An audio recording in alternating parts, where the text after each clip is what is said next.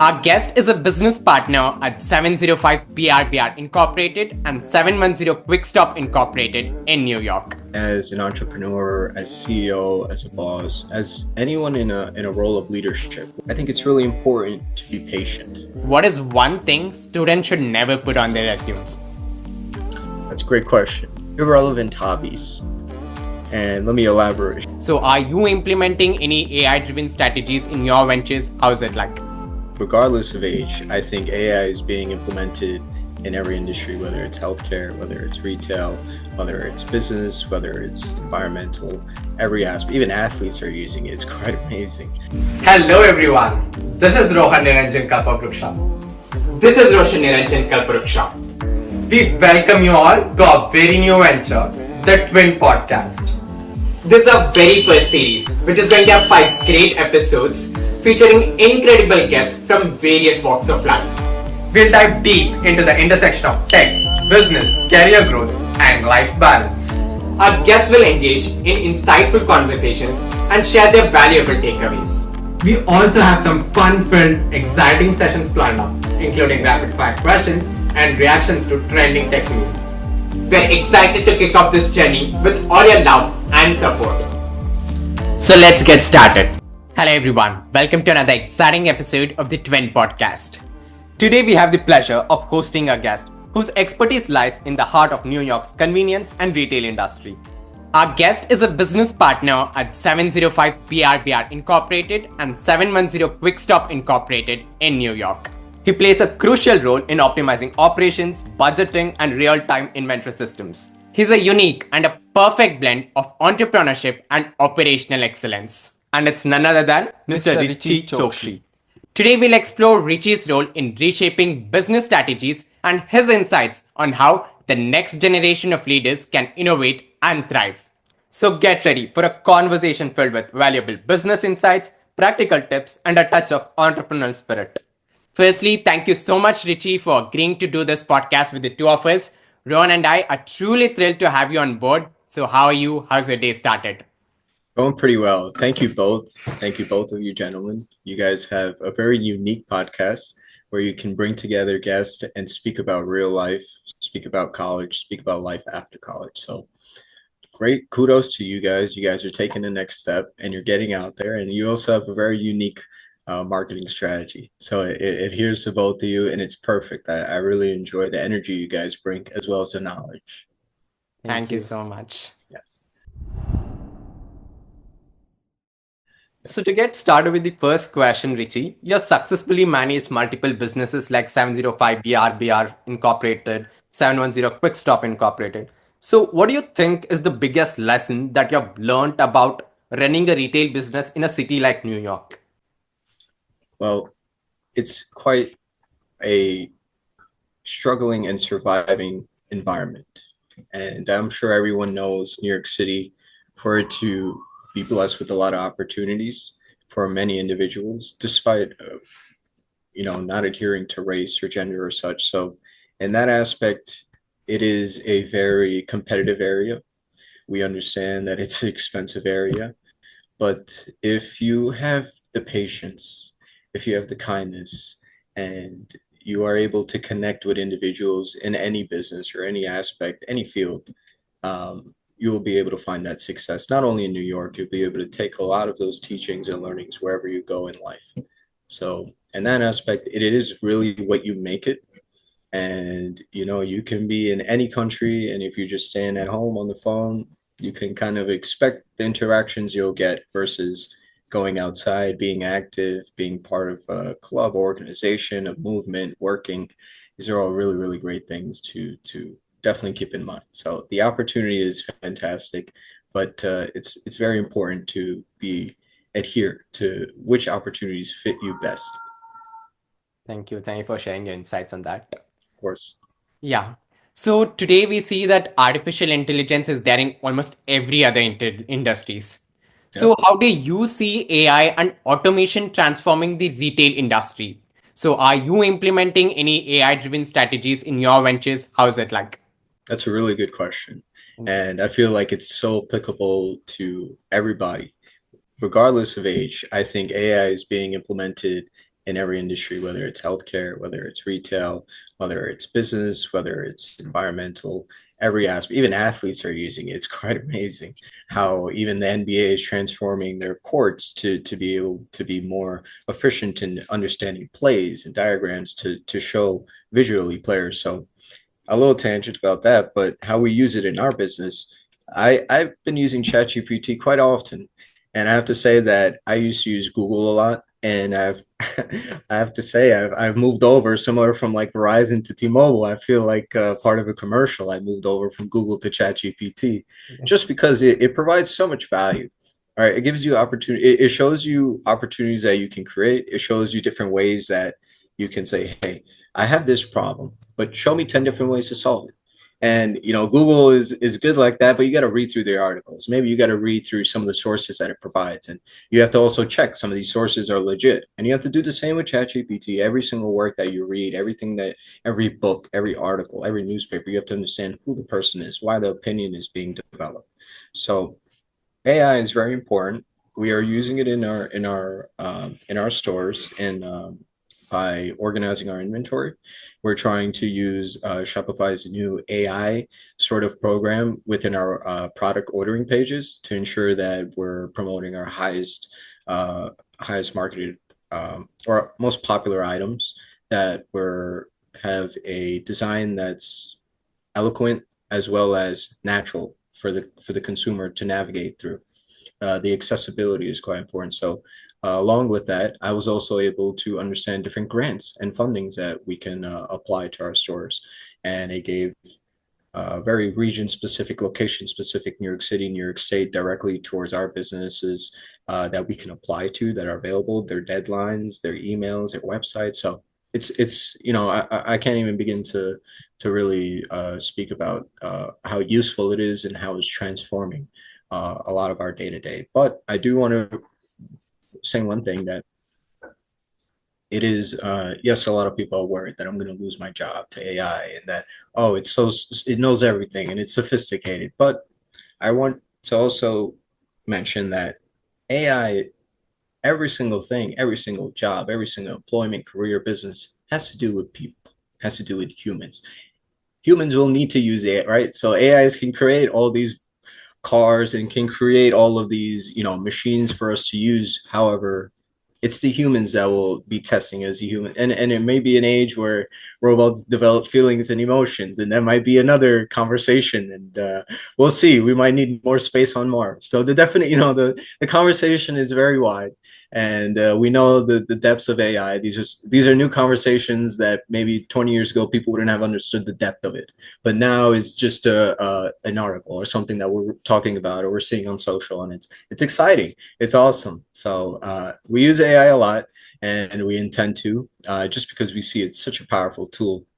It's like building a house with a hammer or a drill. So you could do both, but one might be a little bit easier. One might be a little bit useful in some scenarios. So understanding that. Yeah. Yes, we all agree that AI is transforming all industries, and we're all looking forward to see how it will change the near future for us. It's really fun. Yes. Okay, Richie, as an entrepreneur, what leadership qualities do you believe are very important for the success of any business for that matter? Of course. I think as an entrepreneur, as CEO, as a boss, as anyone in a role of leadership, whether you're a manager, whether you're a supervisor, when you're working with people that you're either training, that are new hires, that are developing new skills, I think it's really important to be patient. That's number one. Is to be respectful of everyone's skills, right?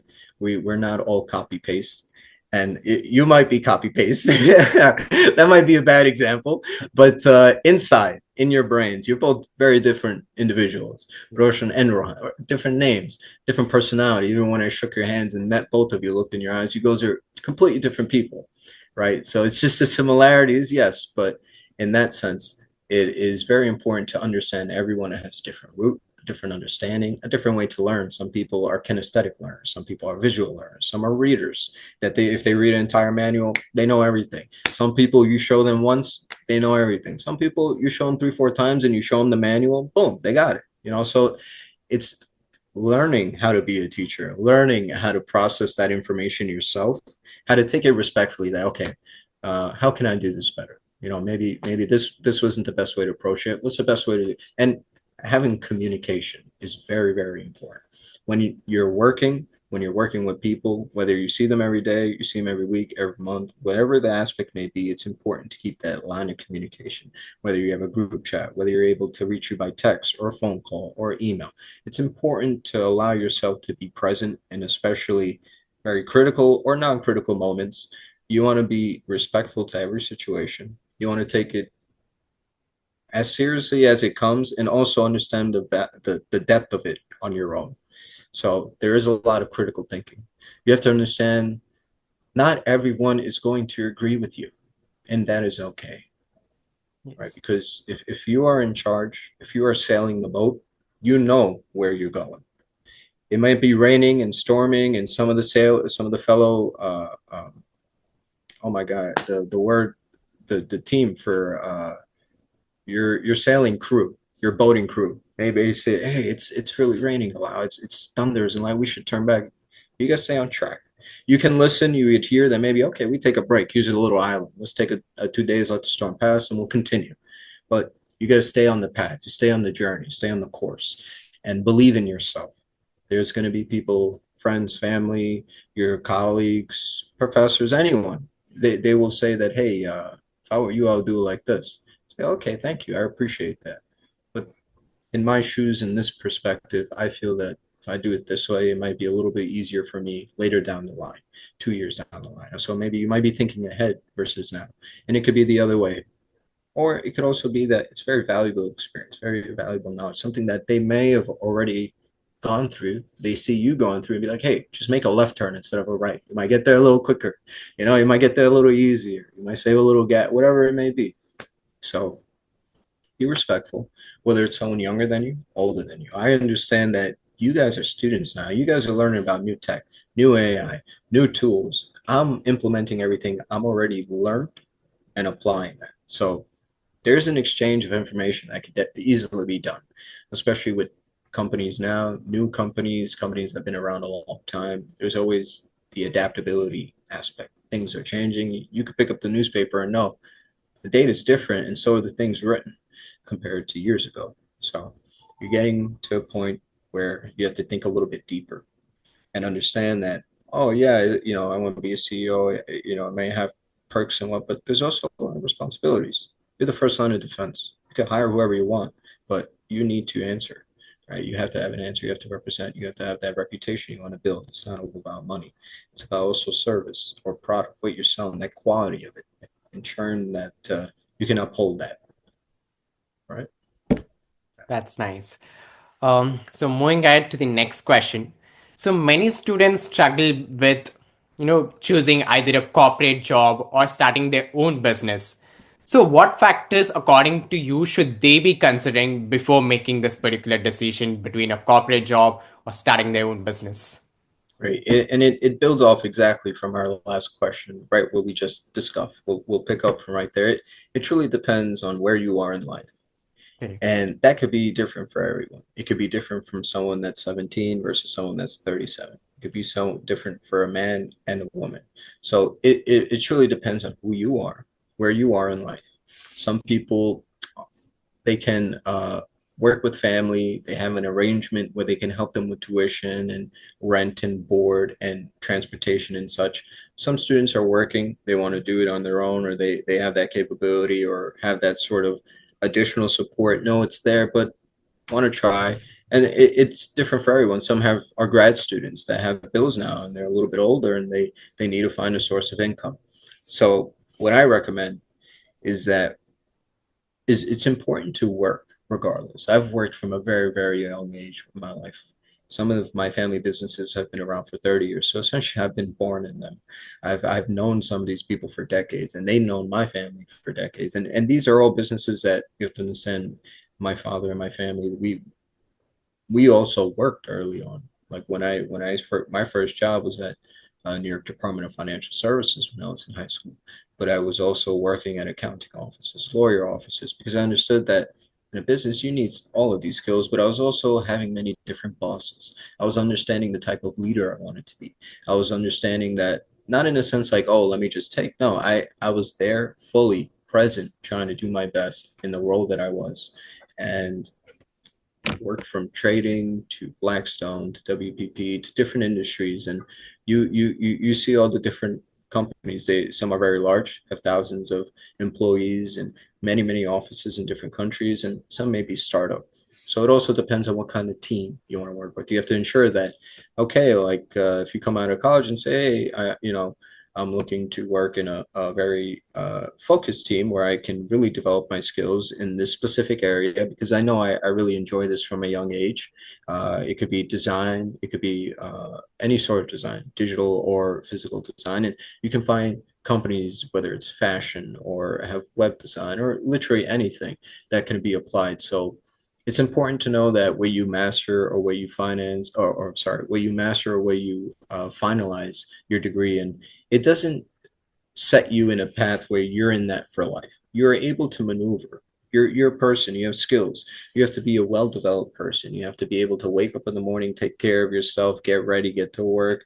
And it doesn't matter if it's work that you own or work that you're doing for someone. It's something that you can wake up and be happy every day about.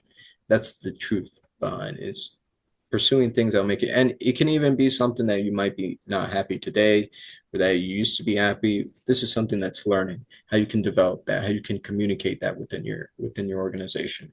So I think it's very important to develop skills that you already have that you want to work on with bosses, with leadership, with CEOs, with supervisors, with managers, with seniors right above you that have experience directly in this field that have been doing it for years. Learn, go to these corporations and fully immerse yourself 100% and work on every single project full and wholeheartedly. And that's how you'll be able to really learn. Do not chase the money. You are in a very expensive city. You will get paid. If you chase the money, you might end up doing something that you do not like with people that you do not enjoy being around in a setting that you might or an environment that you're not comfortable in. So a lot of if for example, if you get a $150,000 job at 21 years old, you're gonna have to do $150,000 worth of work, and that doesn't mean you sell yourself short. Saying that, oh, I'll get a low paying job so I gotta do less work. Do more than what you're getting paid for. That way you'll learn more than what you're getting paid for. It will multiply back in value, and you don't always have to look at what the value or the result of the equation is to put in the work. And I mean that in physical terms. It's so beautiful that how you brought out this, that for each one it's different in this It process has of to be. working. It has to be. It has to be. Even you guys are twins. Even you guys are born on the same day, but not even on the same time. Right? Even your times are different, right? You might be born at 112 or 113. There's the value of that, even that millisecond. So you have your own beautiful magic. You have your own beautiful magic. Every single person has that. And you have to understand it's not, I got to do it like her or I got to do it like him and copy it. If I do the same exact template, no, it's that person doing that thing. The outcome will be for that, right? So if you do it your way with 100%, you're what you may blossom into regardless. And you have to understand you're in a country, a city where it doesn't matter where you're from, what you speak, what you eat, what you dance to, what you sing to, what you pray to, what you believe in, what your laws or political views are. It's about the authentic, the authentic, the authenticity of the humaneness of the person that each individual carries. So just to build a little bit on that, I appreciate you. Okay, so the next question is about you. What's next for you? What new business ventures are you planning for yourself? So that's good. And I feel that that's always a question about what's next, right? And I do want to focus. I do have a few projects I'm working on. I actually have four businesses. We have two in Manhattan and two in Brooklyn. And we also are working with Pace University to see if we can develop a closer relationship with some of the Pace alumni and some of the Pace students or faculty to see if we can have more work experience in real world applied while you guys are in class, and see if you can have a little bit of head start experience before you get off into your careers, into your lives, into your journeys. So some of the few projects that I really think are important to me are definitely giving back to PACE and PACE students. I understand that the social connection aspect did lack a bit during pandemic, but I think it's important to revive the handshake, revive the eye to eye contact, to bring back the virtue of the humane, right, of connection. And especially in this city, what we have endured being born and raised here, you guys have read it in the headlines. And when you say New York City, it is filled with opportunity, but it does come with an importance to come with a kindness, a sort of gesture that is very important. So I am working to uh, also represent businesses just like myself that may not be getting the fair compensation, for example, through various partner programs that we have to hope to pass some legislation and laws within New York City. And we've seen things like this done. I've already prepared a few packages and sent them to the mayor, to the governor of New York State, as well as some of these CEOs and heads of and leaderships of these organizations. And I do want to also be a little more community centric. I think that I've truthfully I've been lucky to travel to 5 different continents throughout my life, and I plan to travel a lot more. And through that, I've been able to see that not every single person on this planet lives the same uh, to this day. So there are certain regions on this planet that I'm trying to work with students to bring a little bit more support by starting that in New York, working with Pace University, seeing what kind of programs we could take advantage of in New York State that offer some of these initiatives and apply these to even possibly third world countries. So this includes development of communities and some of the skills within this in younger generations. And it's really exciting. And even outside of that, I do really think it's important to spend a little bit more time at pace with the current students, and also try to find a correlation and connection between my high school too, and some of my earlier education to ensure that students are on the right path. They're on the path to education, to their skills development, whether it's attending college or which college and applying or developing what skills, if they're technical skills, if they're actual physical skills and they're working in the field. Really, I feel that it's important to be kind to the next generation. I think you guys are very special. I think you guys, in terms of people, bring a new type of technological advancement that earlier generations didn't have the luxury or the opportunities, and that's just with time. And that's all right. And they, there may be a different age that they went through, whether it may be industrial or different technological areas or a dot-com era, for example. So it's very amazing to see how many new things are coming out. So I can't even begin to tell you the new things or the new projects that I plan to do, because every day it's something new. So I would love to focus on what I'm doing now, develop on some of the projects with students, and definitely go from there. But the sky is the limit. I would even say the sky the sky is the limit. We have to go past that. So definitely it's unlimited. Perfect. We are looking forward to all your new ventures and best wishes on that. Thank you. Thank So you. now we are moving ahead to the second round of the podcast session, which is called Yes. the rapid fire questions, Yeah. where I want you to answer in a single word or a single phrase, preferably. Right. Okay. Right. So my first question is, what is one thing students should never put on their resumes? That's a great question. I say irrelevant hobbies.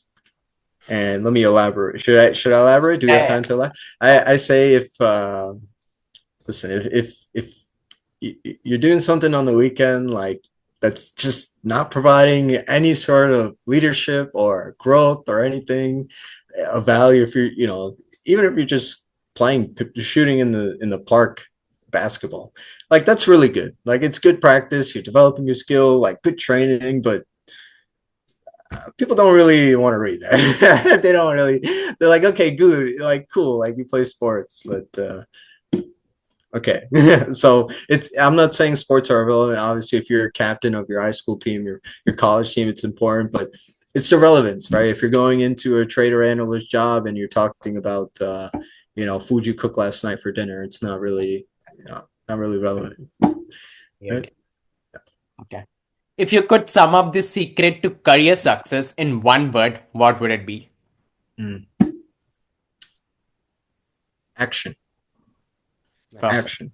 I feel that it's good to practice the 30-second pitch. It's good to have a bulletproof one-page resume, right? It's good to know how to shake your hand and look your eye. But when you sit down and you're doing the work, you got to know how to execute. You got to know how to okay, you have a strategy plan, all right? You have a plan to exactly how you're going to do your major. Okay, now go do it. It's the action part. You got to do it. You got to execute. So don't be afraid. People say, oh, pass, fail. Oh, you tried and you failed and damn, that sucked, right? No, you learned a lot. It's a learning curve. It's an experience. It's life. You can't, there's no way you're gonna get up to the plate and hit a home run every single time. Watch any baseball player, watch any basketball player. There's no way they shoot and they make it in every single time. But they got the courage to keep shooting even when they miss. And that's the action, right? They dream about that perfect shot. But to go on the court, to get laced up, to dress up, to get to uniform, do the press relief, do all that blah blah blah blah, and get to the court and actually do it. Yeah, I understand. That's it. So, what's the best book that you would be recommending the aspiring entrepreneurs? Hmm. So there's a great book by Phil Knight. It's called Shoe Dog, and it talks about his personal life and his creation of the company Nike. And it talks about it's actually pretty cool. It speaks about his early life, how he was a very early entrepreneur, didn't have a lot of money, dated around a little bit, knew it was tough finding even dating in his personal life, but also dating in his career life, trying to flirt and understand that, oh, hey, this is kind of working, this is not really working. Let me try this. Let me spend right. You're trying, and then boom, hit it right on the head. And he pushed and he pushed and he pushed and he saw a tunnel, he saw a mountain, and he dug right through and built a tunnel, right? And it's that persistence, that action. And it's a really good, that's a business book. I know you only said one book. I would love to give two more books. That's okay. Break a little rules, be a little rebellious. There's a really good science fiction book. It's called Dark Pools, and I believe there is a Apple TV series on it. And I read this book when I used to take the train to Pace. I used to just read it when I wouldn't get a train. I would just stand by the door, and it is so creative. It is so interesting. It doesn't matter what major, it doesn't matter what you work in, what career. It's a really, really good book. I recommend it. And it's actually about quantum physics, truthfully, if you actually boil down what it is. And a lot of people are like, I'm not reading about quantum physics, but it's actually a good story. It's a really good story. And if you could read the story, watch the show too. It would be nice. And my third book is a book called Tuesdays with Maury. It's by Mitch Albom, and this is a life book. Right? This doesn't talk about business. This doesn't talk about science, or right. This is about manners. This is about respect and tradition and understanding and education. Right, qualities that every human and person should have. Knowing how to treat people and talk to people and be kind. Right, knowing how that it's okay to give, even if you're not receiving. Right, that sometimes it's okay to listen without the intent to respond. So it really touches on some very beautiful aspects. It's a relationship between a student and a professor many years later. And it's actually based on a true story. And it's a very, very beautiful story. And it's a really, really good author. And I highly recommend it. The first two books are good if you want to, but I truthfully think all three of these books are really, really good, and they're fun reads. It's not like you're reading a textbook. It's not like you're like, oh, like I'm like halfway through and I want to finish it, but no, so I truthfully don't feel like that. And there's actually even some interviews with Maury, which is what the book is, Tuesdays with Maury, the actual Professor Maury. There's some actual live interviews you can find on YouTube, and I've watched them, and they're very inspiring as a man, as a person, and I think it's applicable to children, to men, women, any gender, any race, whoever you love, regardless of sexuality, regardless of your background root. I think that these are important qualities that everyone should uh, travel through life with. Thank you so much for the wonderful suggestions. If some aspiring entrepreneur would ask me, I would suggest them to watch this particular podcast episode. That's great. I love to hear that. And I hope I provided some knowledge, just some experiences of what my life, whatever I can share that I feel that would be a little useful to the viewers here. And I truly wish you all well. I wish you all a happy, joyful life, and to ensure that everything that you do is 100% with your full love, with your full mind, with your full soul, and to ensure to keep that little spark of magic and fire within you always going. We have just one last round. It's a fun round, I would say, where we'll show you a few trendy tech memes and we want to capture your Awesome. reaction. What is your thoughts? How relevant it is. Sure. So this is the first meme. What employees think I do, what my customers think I do, what I wish I could do, what my competitors think I do, what I think I do, and what I actually What I actually do, yeah. Oh, yeah. What I think I should do. This is a really good one. Listen, I think a lot of people can apply this. Even maybe Elon could probably be like, man, I don't know why I do this. All right, that's a good one. That's a solid one. It's a solid one. So this is the next one. Sell me the It's AI powered, yeah. So these days, everything is just AI and people are interested. Yeah, right. Like you won't believe how many kids like even students like everything AI, and I love it. It's like everything. It's in every aspect. It's insane. That's pretty hilarious. The Wall Street memes. So there's a third meme where I don't choose the entrepreneur life, the entrepreneur life chooses me. I love it. What's she drinking? Juice? Oh, that's because that's smart. It's smart. And if we can't see it, but if that's actually one piece and her glasses are a part of that, I'm telling you, that's a really good even the that's what I'm saying. It's solid design. 10 out of 10. So Great choices, guys. Hilarious. So Richie, we have almost reached the end of the podcast. Now I want you to nominate any two people who you think would be a great choice for us to bring on board for our future episodes. That's a really, really good question. I would like to nominate Mark Polensky. He is a very, very talented man that works at Pace University. He's been there for many years, and he has been a huge part in reconnecting me with the Pace community, and has done a really good job. He actually even took me on a tour. I graduated in 2017, and I cannot believe how many advancements Pace has done. You guys have bought over real estate all over the place and developed beautiful like podcast studios that you guys should definitely utilize. They have great content developing studios. They have a whole nursing department. Literally looks like an emergency room. I cannot believe that they have a whole counseling unit specifically for mental awareness for Pace community. That's really great. They updated the gym. Thank God. Like those basketballs have bumps in it, but it's good to see like they're spending money on health, on mind, soul. They developed the cafeteria, and I just went back. A lot of the same Pace faculty is there, which is so. It's like it makes me like it's like I cannot believe you're still a security guard. I cannot believe you're still a cook here. I cannot believe you're still working in the administration here. It's good to see the retainment, the loyalty that they really take care of the people that work there and invest some of the tuition money, some of those funds back in, and really investing in the next generation. And also Pacer Nicole